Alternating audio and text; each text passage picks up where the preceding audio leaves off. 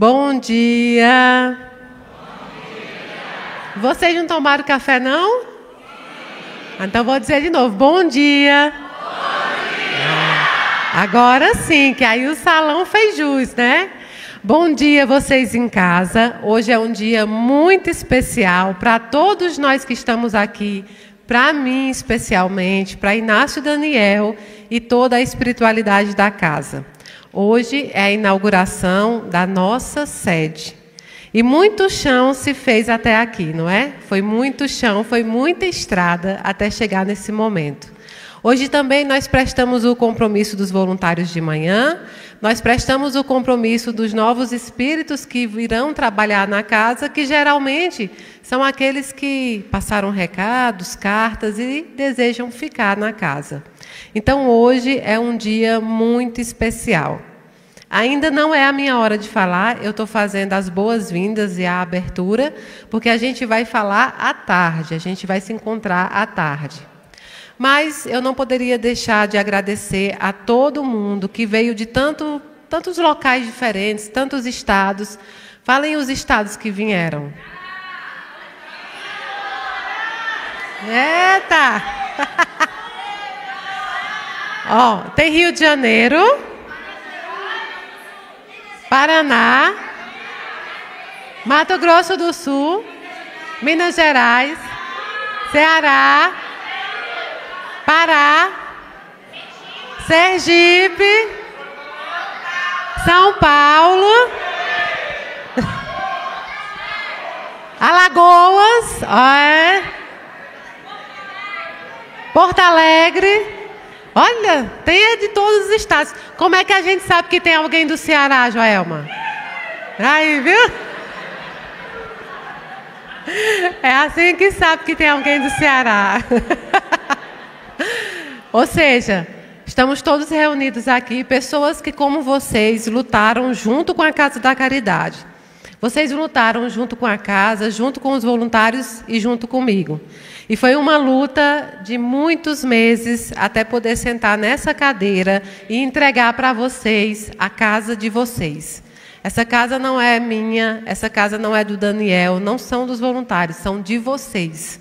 Vocês que buscam na casa o consolo, o conforto, vocês que buscam o mediúnico, buscam o estudo, vocês que buscam a Deus aqui dentro dessa casa.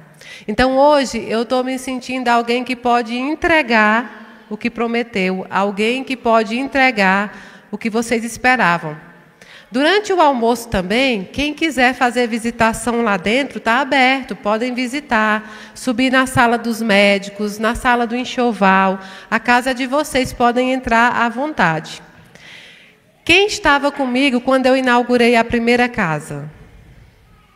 No dia da inauguração da primeira casa, nós iniciamos lendo a passagem bíblica, que seria a passagem que representaria os nossos trabalhos, que ficava na primeira placa. Estará na segunda placa, que ainda não ficou pronta, mas a gente vai iniciar com ela. E por quê? Porque esse ano foi desafiador para a Casa da Caridade, não foi? E eu não estou falando por Mayra Rocha, não. Tudo que eu passei esse ano é fichinha para o que a casa passou. Nós tivemos que correr, sair de um lugar para outro, para construir algo, para que a gente pudesse fazer o nosso trabalho da forma que os espíritos gostariam. Eu sou da doutrina espírita, mas eu sou da doutrina dos espíritos, não dos espíritas. E qual é a diferença? É que esta casa não é regida pela doutrina dos homens, mas sim pela doutrina de Deus. E sobre a doutrina...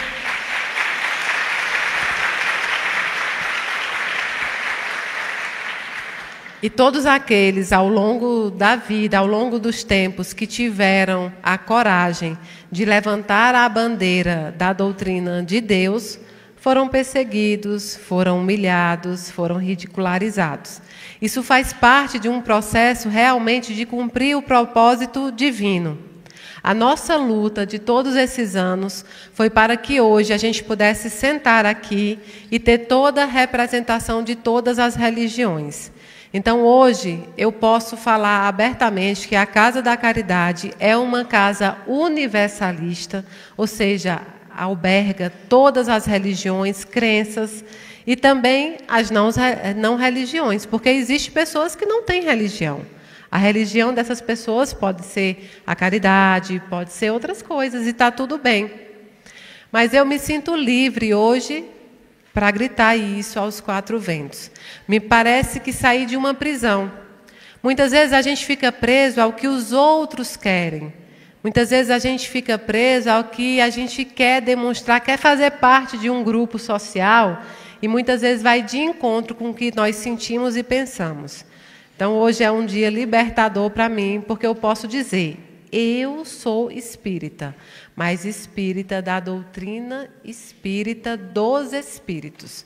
Nenhum homem rege essa casa, nenhum homem rege a mediunidade. Tudo isso é regido por Deus. E é assim que será a Casa de Caridade sempre. Então, a casa nasceu em 2019, quando eu ainda estava em outro centro, que eu agradeço muito, emprestada mesmo em outro centro, a parte física. E lá nascem os princípios que essa casa tem, os princípios cristãos. Não é só a psicografia. As pessoas focam na psicografia, mas ela é um dos trabalhos da Casa da Caridade. 22 projetos sociais, 2.000 pessoas atendidas por mês, 5.000 famílias atendidas por mês, porque as pessoas podem ser de vários projetos, né? Os projetos da cesta básica, os projetos dos médicos, dos psicólogos, dos enxovais, os projetos dos estudos, das palestras, das marmitas. E esse ano a gente aumentou as marmitas de 750 para 1.150 marmitas. As meninas já estavam sabendo? Aí, ó, a cozinha acabou de ficar sabendo. Olha que parabéns, viu?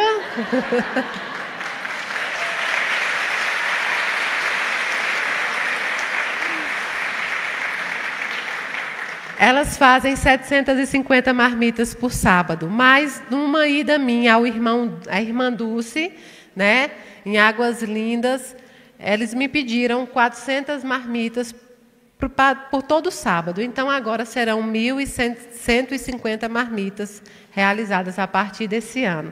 E elas não sabiam ainda. Eu pensei que eu tinha dito. Que esquecimento, pouca coisa. Os lanches eram realizados 2 vezes por semana. Agora passam a ser 3 vezes por semana. Segunda, quarta e sexta terão lanches do DAM. Por quê? Porque vocês, as famílias dos desencarnados, é que promovem esse lanche. E tinha muita gente procurando esse lanche. Então, a gente abre mais um dia para que vocês possam fazer as comemorações, os aniversários com os lanches, certo? E muitas outras coisas que aumentaram. Esse ano, a gente já iniciou pagando 7 cursos de psicanálise, 1 curso de pós-graduação, 3 cursos de faculdade, mais 3 cursos de concurso, tá certo? E alguns cursos profissionalizantes, que está justamente dentro do ABC do BA, que é um dos projetos de entrega de material escolar.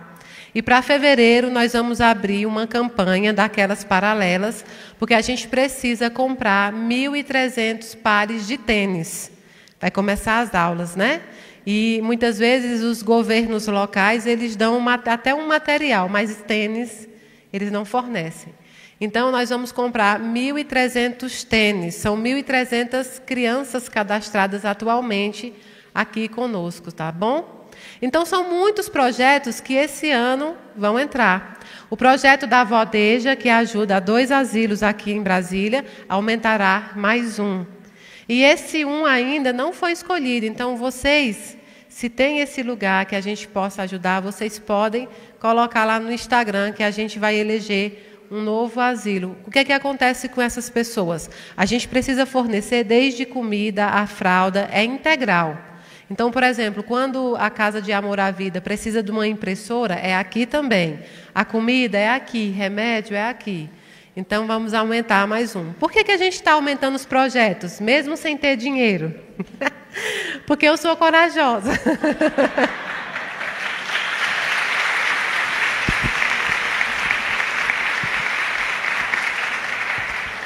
Porque uma pessoa, numa carta, o seu Carlos, que desencarnou no dia 1º de maio, no Dia do Trabalhador, quando ele ia buscar doações em um lugar, ele teve um acidente, um carro bateu no carro dele. E ele desencarnou no Dia do Trabalhador, buscando doações para a casa espírita que ele dirigia. E ele disse na última frase da carta que só a caridade abria todas as portas lá no plano espiritual. Então, não é a psicografia, é a caridade. Vocês podem receber todas as comunicações dos entes queridos de vocês que vocês imaginarem, todo dia uma, todo dia. Mas se vocês não colocarem em prática essa comunicação, não vai adiantar, porque ela vai ser um consolo momentâneo. Aqueles que transformam o luto em luta, esse sim, tem o consolo para sempre. Mesmo as filhas que davam trabalho internada, cheia de tatuagem, parecendo um livro. Eu me lembrei sua mãe falando, hein? Mesmo essas filhas têm que se colocar o trabalho em prática. Todos esses anos, as pessoas acham que o trabalho começou quando foi para a internet. Não é verdade. Eu trabalhei sem ir para a internet muitos anos. Vão fazer 10 anos que iniciaram as psicografias. São muitas cartas que eu nem contabilizei, nem contabilizo, não há importância em quantidade. Mas toda carta me ensinou algo muito importante. E ao longo da minha vida, ao longo desse meu caminhar, me ensinou também como realizar esse trabalho. Eu sempre falo da carta do Ronaldinho, né? Todo mundo já conhece o Ronaldinho pela luta que a gente vem travando juntos, Ronaldinho e todos esses meninos que por desespero tiraram a sua própria vida. Só que o Ronaldinho vem como um espírito muito feliz, um espírito muito guerreiro, um espírito que aprendeu com seus erros e hoje ensina muitos jovens. E na carta dele ele diz, olha, desliguem as telas e vão viver a vida porque ela vale muito a pena. Essa vida que Ronaldinho nos falou na carta dele é a verdadeira vida. Não é a vida de ajuntar tesouros, não é a vida de ajuntar fama, cargos, tudo isso fica aqui. Ninguém vai te perguntar lá no plano espiritual se você foi juiz, magistrado, médico, se você foi famoso. Irão te perguntar o que você fez de bom e o que você deixou de fazer quando você poderia fazer. E nunca é tarde para começar. Todos nós aqui somos seres imperfeitos. Somos, mas somos perfeitos enquanto criação. Então, todos nós temos capacidade de seguir os passos de Jesus Cristo. E quando a gente fala assim, não posso porque eu sou humano. Jesus é Jesus. Não, Jesus veio em humano, na natureza humana e disse, vocês vão ver, verão pessoas que farão igual ou melhor do que a mim. Essa era a deixa para nós. E hoje também eu quero dizer para vocês algo que eu escondi esses dias. Eu desapareci um pouco da internet, não desapareci? Uns 2 ou 3 dias eu não entrei. E vou dizer hoje porque eu acho que vocês merecem saber. Correndo o risco disso virar mais uma perseguição, mais um daqueles vídeos, mas não tem problema. Hoje, enquanto nós inauguramos a casa, meu pai está desencarnando. Eu estive no Ceará. Eu fui na terça-feira e voltei ontem. Fui me despedir dele, fui abraçar ele, fui dar meus últimos beijos. Ele ainda está entubado, mas o prognóstico é muito difícil. E por ele, e principalmente por vocês, eu vim fazer a inauguração. Lógico que eu queria estar lá hoje nas visitas, só são 2 visitas por dia, abraçando, beijando e falando com ele. Mas a inauguração da casa é muito importante, porque é a hora de colocar a minha dor no bolso e acolher a dor e também a felicidade de vocês. Por que eu estou dizendo isso? Porque eu quero que vocês saibam que a morte não existe. Eu fui me despedir momentaneamente do meu pai. Eu fui dar um beijo nele para esperar o nosso reencontro. E eu sei que quando ele fizer a passagem, isso aqui é um adeus, um até logo. Logo nós estaremos todos juntos. Então, eu fiz questão de dizer isso a vocês, porque hoje também eu faço essa inauguração em homenagem a ele que se despede do mundo material num dia tão importante para mim. Tá bom?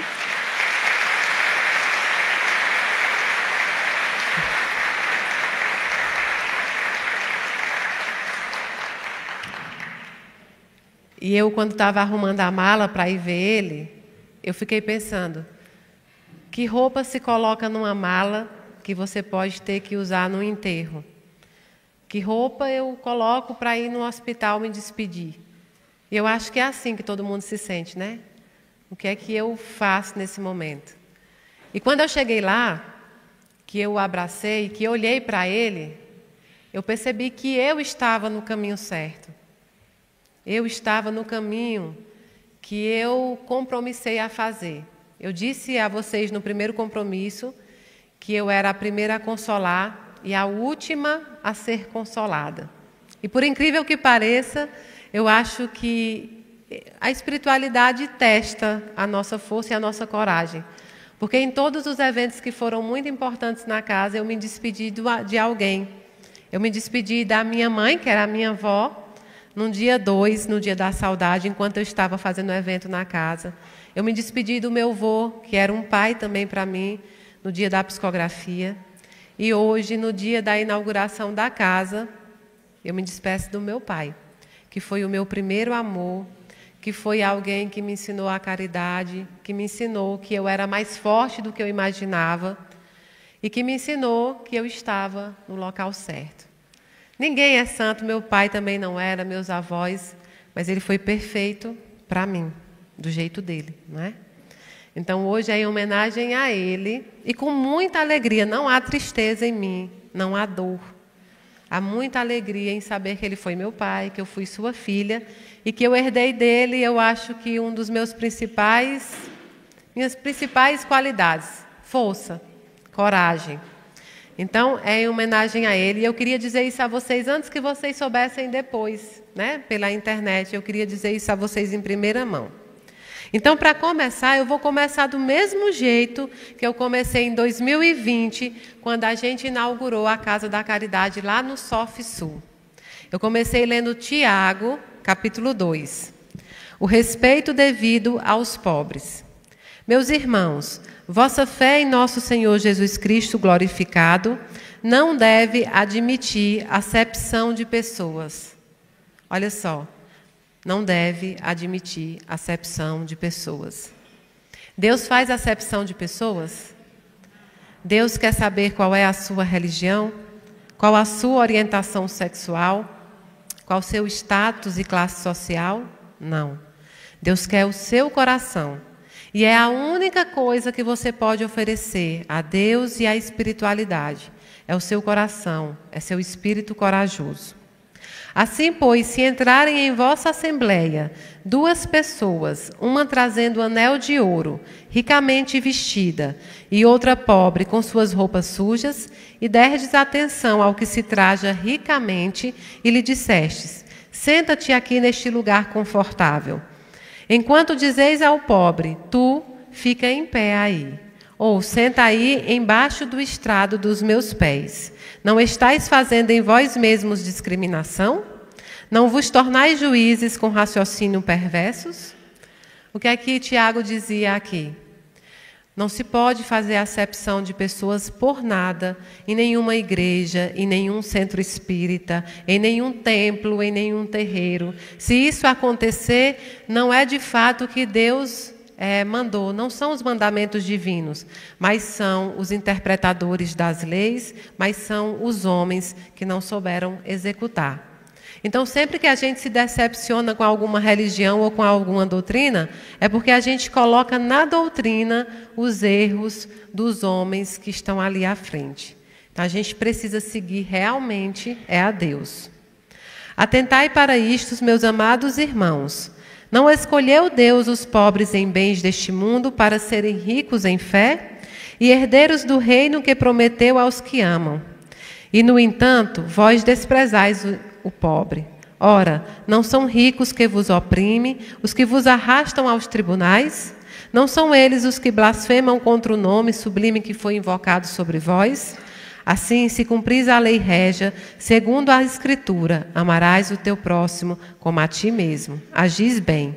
Mas se fazeis acepção de pessoas, cometeis pecados e incorrereis na condenação da lei dos transgressores. Quando Tiago fala aqui em riqueza e em pobreza, é justamente exemplificando, não é necessariamente os bens materiais. Nós conhecemos pessoas ricas em dinheiro, em bens e humildes de coração. Como também podemos conhecer pessoas pobres em dinheiro e soberbas de coração, não é verdade? Uma coisa não está ligada à outra. O que ele quer exemplificar aqui é que você não pode tratar as pessoas apenas pelo que elas aparentam ser. É melhor ser ou parecer? É melhor ser, não é?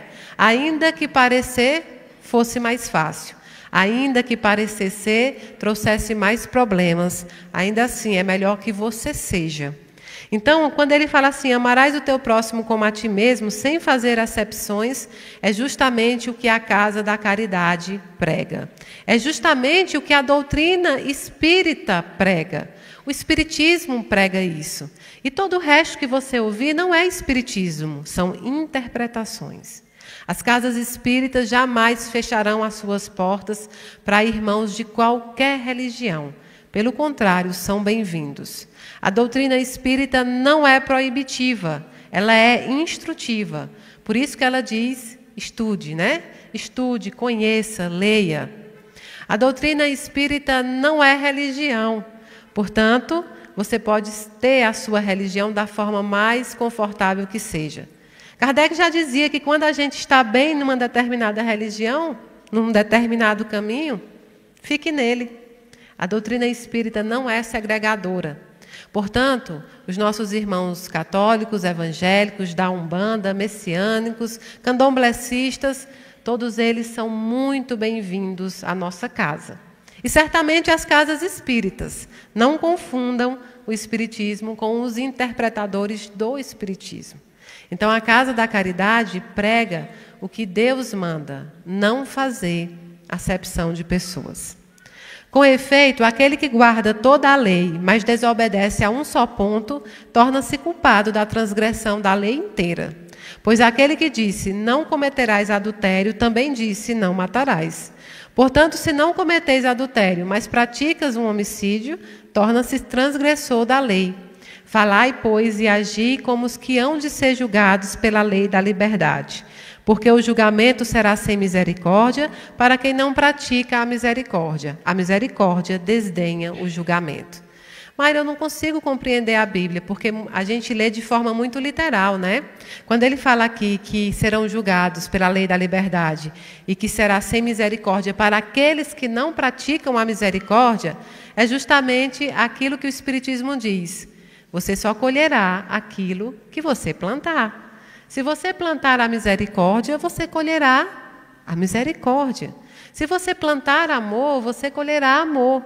Ninguém pode plantar banana e colher morango. Isso não existe. Mas há uma coisa muito boa que foi deixado para a gente, o livre-arbítrio. Você pode plantar o que você quiser, mas não pode escolher colher algo diferente. Ou seja, a famosa lei do retorno. A famosa lei da ação, não é? Então, aqui quando ele fala sobre misericórdia, é porque nós somos os nossos próprios juízes. Vocês acham que quando desencarnarem terá lá alguém julgando no céu e o outro julgando no inferno? São estados de consciência.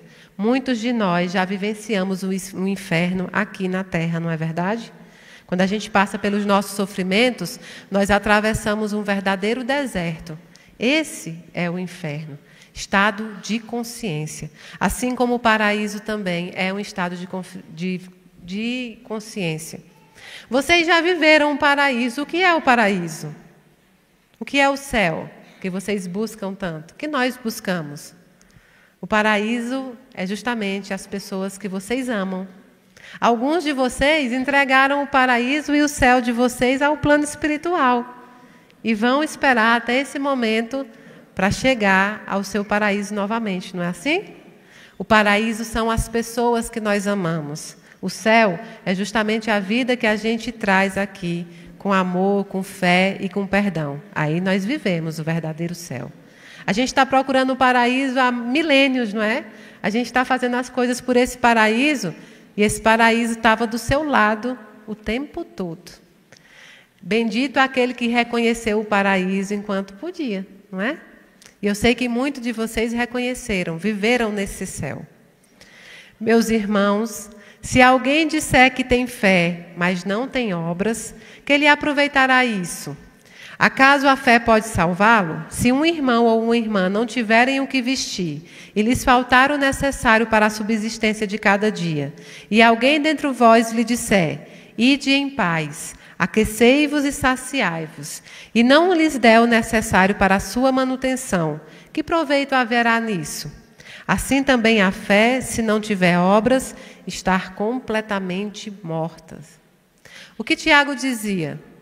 Todos nós podemos ter fé, e nós temos. Alguns têm fé em determinada religião, alguns têm fé em Deus, outros não têm fé em religião, mas têm fé no ser humano, têm fé na prática do bem. Eu me lembro que um dia uma mãe me perguntou que estava muito preocupada com o filho dela que era agnóstico. E ela dizia assim, olha, eu tenho muito medo quando ele desencarnar, como é que ele vai ser recebido no outro plano? Porque ele não acredita em nada, ele não acredita em Deus. E eu queria saber, Mayra, o que é que eu posso fazer? Porque meu filho é muito bom, muito caridoso, pratica o bem, mas não acredita em nada, não tem essa fé. E eu disse para ela, então está mais fácil o seu filho entrar no nosso lado que Mayra Rocha. Porque Mayra Rocha vem fazendo essa caminhada pensando no nosso lar. Pensando que eu quero pelo menos chegar ali no umbral para não ter que, né? Querendo cavar uma passagemzinha para um lugar melhor. Mas o seu filho, sem acreditar em nada disso, pratica o bem. Então é o bem em essência. Então é o bem em caridade. Sabe, eu já dei muitos recados. E alguns recados dos que eu dei, dos meninos, os pais mentiram sobre o desencarne. Os pais, eu sei que um espírito ontem disse, a minha mãe disse que se você disser qual é o meu verdadeiro motivo do desencarne, ela passa a acreditar. Só se isso tiver numa carta é que ela passa a acreditar. Que pena que precisa de tudo isso para você acreditar que seu filho está vivo. Mas veja bem, em tudo desses anos que escrevi de carta e de recado, que enfrentei de crença e de descrença, uma coisa foi válida e vai ser válida para sempre. Tudo que vocês falam, que vocês pensam e como agem, eles escutam, vê e acompanham. Então hoje é um dia de colocar a afinidade de pensamento num padrão vibratório bom. Tem pessoas que aqui entraram com muito amor pela casa, com muita crença. Tem aqui alguns curiosos, que é normal. Tem aqui alguns que duvidaram, que também é normal. Mas uma coisa vocês podem esperar da Casa da Caridade. A caridade. Essa é incontestável. E é nessa que a gente se apega. Sabe por quê? Daqui a alguns tempos, vocês não precisarão mais de médiuns, não. O plano espiritual estará muito mais presente. Chico já falava, não falava? Sobre como alguns instrumentos estariam mais presentes entre os planos. Isso vai acontecer. E aí vocês não vão precisar mais ter que confiar em um outro ser humano. Mas até lá, estaremos aqui trabalhando. Senão vai acabar meu trabalho, né, Flamarion? Eu vou fazer o quê? Porque eu já não sei palestrar, não sei cantar, que eu já tentei. E, aproveitando que eu olhei para o Flamarion, está saindo um livro quentinho aí, viu? Investigação Espíritas, Cartas Mayra Rocha.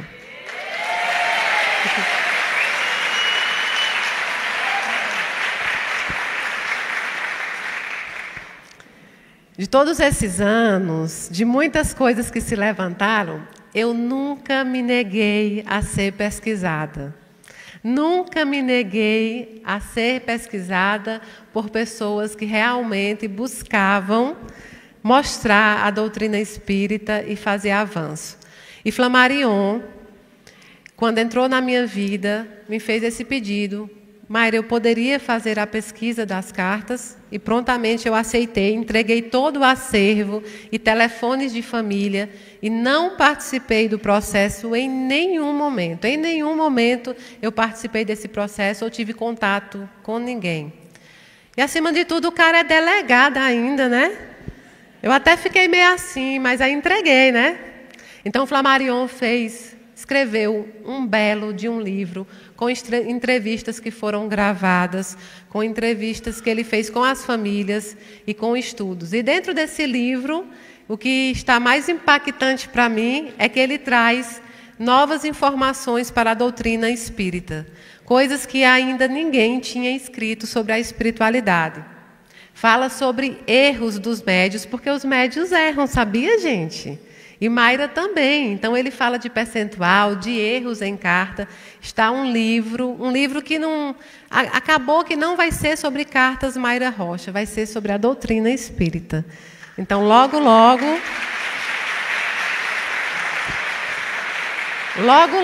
vocês vão poder ter acesso. Está nas últimas revisões. A gente vai fazer a noite de autógrafo. O Flammarion vai palestrar. O Flammarion vai falar sobre esse livro também para vocês, tá bom? Vamos terminar porque eles vão entrar. Então, de fato, alguém poderá objetar: tu tens a fé e eu tenho as obras. Mostra-me a tua fé sem as tuas obras e eu te mostrarei a minha fé pelas minhas obras. Então, se Mayra Rocha, ou qualquer outro palestrante, ou qualquer outro servidor do Cristo, ou qualquer outro médium subir aqui num púlpito e falar para vocês, mas não praticar aquilo que ele está falando, foi fé morta, não adianta. Então, ainda que a gente erre, ainda que nós subimos aqui muitas vezes para falar algo que nós ainda estamos engateando, o essencial é que a gente esteja lutando sempre para praticar o que se fala. Ninguém pode derrubar aquele que ainda está no chão, como diz Chico Xavier, né? Então está todo mundo rastejando para a evolução. Aqui dentro dessa casa, dentro das casas espíritas, dentro dos templos, não existe cargo, não existe dinheiro, não existe status sociais, não existe orientação sexual, não existe cor, raça, nem credo. Dentro dessa casa só existe amor, paz e muito perdão. Então é assim que eu agradeço a todos vocês que no ano passado distribuíram mais de 13 mil cestas básicas. Vocês distribuíram mais de 10 mil marmitas, mais de 8 mil lanches. Vocês distribuíram muita dignidade. E eu digo vocês porque eu nada faço. Eu estou no processo mais fácil, que é ficar aqui em cima. Vocês do Brasil inteiro construíram esse templo, construíram a caridade e para esse ano nós vamos aumentar e triplicar. Temos dinheiro? Não. Mas o que é que nós temos? Nós temos coragem e muito amor. E a vaia cearense. Então hoje nós vamos passar para os palestrantes. Primeiro vai ter uma música em homenagem, que é a música da casa, vocês já sabem qual é. E uma voluntária nossa vai cantar ela para nós. E depois vai entrar os palestrantes. E depois, meio-dia, nós vamos fazer os abraços. Enquanto as pessoas vão almoçar, eu vou ficar na porta abraçando. E à tarde tem Mayra Rocha para a gente terminar o nosso evento. O almoço também vai ser aqui, tá bom? E ainda tem café, não tem? Da manhã? Quem não tomou café da manhã pode tomar também, tá bom? Eu não vou fazer a fila do abraço enquanto os palestrantes estão falando, senão vai atrapalhar eles, tá bom? Não quero nem saber, vão arrumar café. Então, meu muito obrigado. Hoje é um dia muito feliz para mim, de verdade. É um dia em que o sonho se concretizou. É o dia em que vocês tornaram a dificuldade de muita gente um sonho. A Casa da Caridade nasce de muitas pessoas que precisam. E eu vou dizer novamente uma coisa para vocês. Enquanto tiver uma mãe buscando notícia do seu filho, ou uma mãe buscando comida para um filho, Mayra Rocha estará aqui trabalhando e a Casa da Caridade estará sempre em pé.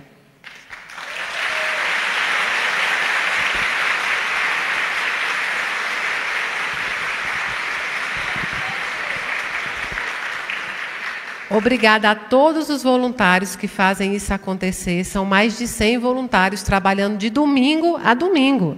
Não tem dia, né?